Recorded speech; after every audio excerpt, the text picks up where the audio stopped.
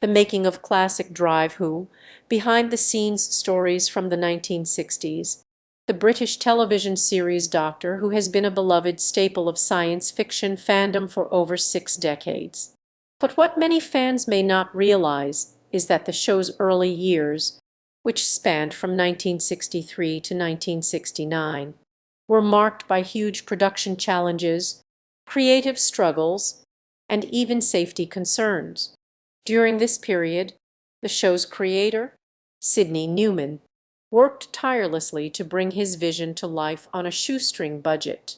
With a weekly broadcast quota to meet, the production team often had to get by on scraps, scrounging for cheap sets and costumes, and relying on innovative but untested special effects.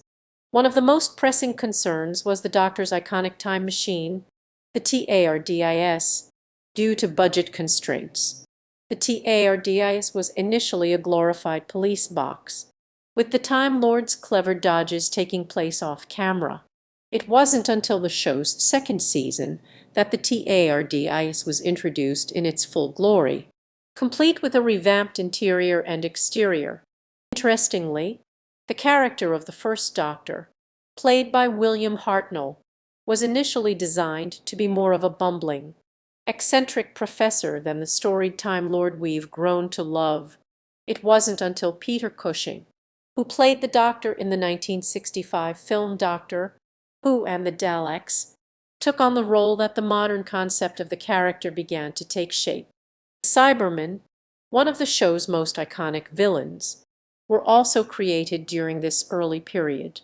Originally conceived as an answer to the Daleks, the Cybermen went through several design iterations before settling on their current form, with multiple heads and armored bodies.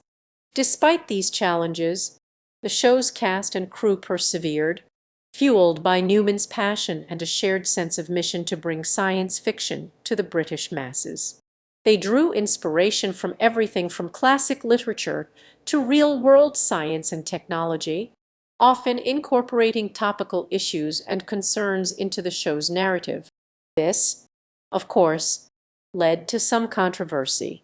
The show tackled topics like nuclear war, pollution, and societal conformism, sometimes to the chagrin of the BBC hierarchy.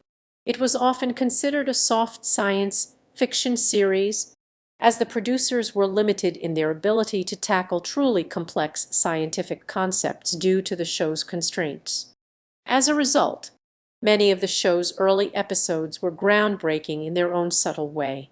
The Aztecs, for example, is still widely regarded as one of the greatest episodes from the era, due in no small part to its sophisticated handling of colonialism and cultural identity.